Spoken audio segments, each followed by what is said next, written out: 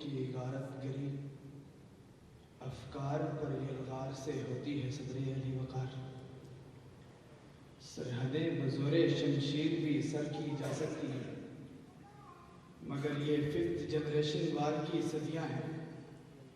اب فکر و نظر پہ بندش لگا کر ترجیحات و تصورات ہی تبدیل کر دیے جاتے ہیں۔ پھر ملالہ قوم کی ہیرو بن کر چمکتی ہے، جبکہ ڈاکٹر عبدالقدیر خان اور عافیہ صدیقی سماج کے مجرم کہلاتے ہیں۔ اے پی ایس پشاور کے سانحے کی باز گشت تو ہر سو سنائی دیتی ہے، لیکن باجوڑ میں شہید ہونے والے طلباء کی آوازیں ظلمتوں کی کسی دلدل میں دم توڑ جاتی ہیں۔ مقابلہ حسن میں فائنل تک رسائی حاصل کرنے والی ایریکا رابن ہر طرف خبروں کی زینت بن جاتی ہے، مگر کویت کے عالمی مقابلہ قرات کے فاتح قاری عبدالرشید کو کسی درجہ پذیرائی نہیں ملتی۔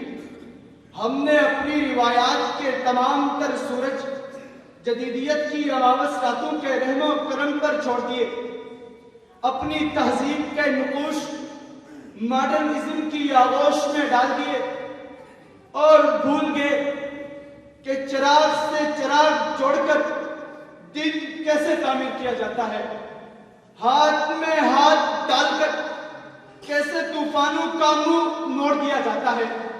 مذاہب کے جنگل پھیلے اور فرقوں کی چھوٹی چھوٹی ٹکڑیاں ہیں۔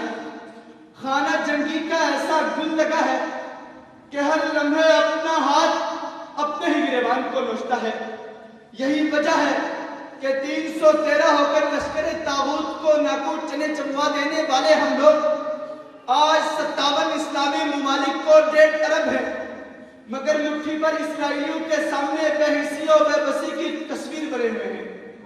ایک حبہ زادی کی آگ پر سمندروں کا سینہ چیر ڈالنے والے ہم لوگ آج چوراہوں کے طواف کرتی مہرنگ بلوچ کی فریاد رسی نہیں کر پا رہے۔ این اس لمحے جب انصاف و مساوات کا خط جاری ہے، آواز حق کو حلق سے کھینچ لیے جانے کی ریت چلی ہے، ہم رسم شبیری ادا کرنے کے بجائے جہلم کے گلی کوچوں میں مناظروں کے چیلنج لیے پھر رہے ہیں۔ سو یہ تصور، یہ روش اور یہ وتیرہ تو ہرگز ہمارا نہیں کہ میں خانہ افرنگ میں ساغر کی بقا دے، اس عشرت و طاووس کا انجام ذرا دے، مشرق کے لیے نوحہ تحلیل و فنا دے، اس عشرت و طاووس کا انجام ذرا دے۔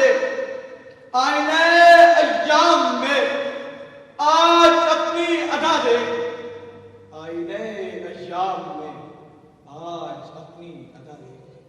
آپ کی سماعتوں کا شکریہ۔